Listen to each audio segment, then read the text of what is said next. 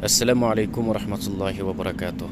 Урматтуу мусулман бир туугандар, азыр сабакка баратып бир нерсени эстеп кеттим да. Мен канча инсандар менен жолуктум.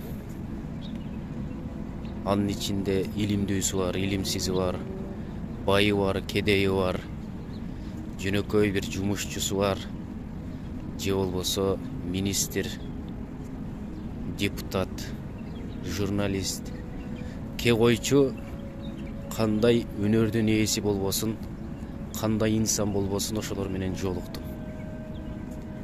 Алар менен баарлашуу аябай кызыктуу болот. Алар менен сүйлөшүү тим эле өзүңдү башкача сезесиң. Бирок ошолордун ичинен эң эле эсимде калганы, дагы да жүрөктө жүргөнү, азыр дагы айтып бере алам эмнени сүйлөштүм ал менен. Ал кандай инсан эле, аны айтып бере алам да.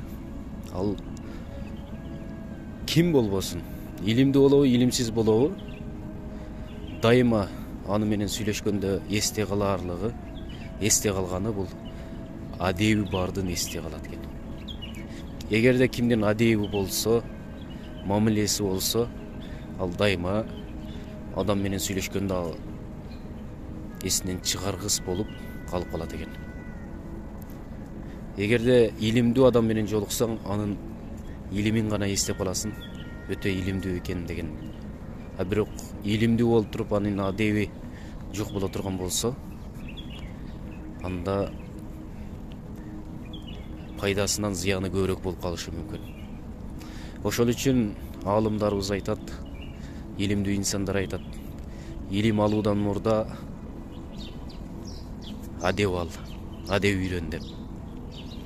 Эгерде адамдын адеби боло турган болсо, бүт нерсеге жетишет. Эгерде адамдын мамилеси боло турган болсо, бардык нерседен куру калбайт.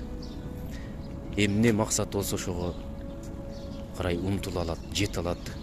Анткени анын адеби эң мыкты. Анткени анын мамилеси бар. Бирөө менен мамиле кура алат.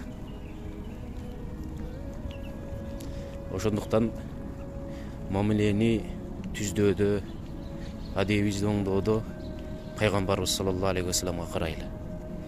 Пайгамбарыбыз бул инсан баласына үлгү тутарлык бир эле инсан бар.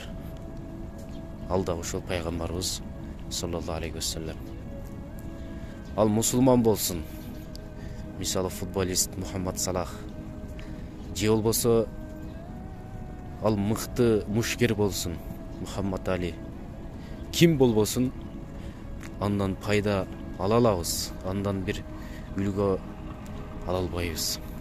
Анткени бизге үлгү болчу бир эле пайгамбарыбыз Мухаммад саллаллаху алейхи ва саллам. Ошондуктан, урматтуу мекендештер, ушу сабакка баратып, кичине болсо дагы бир нерсени жеткирейин деп чыктым. Ассаламу алейкум ва рахматуллахи ва баракатух.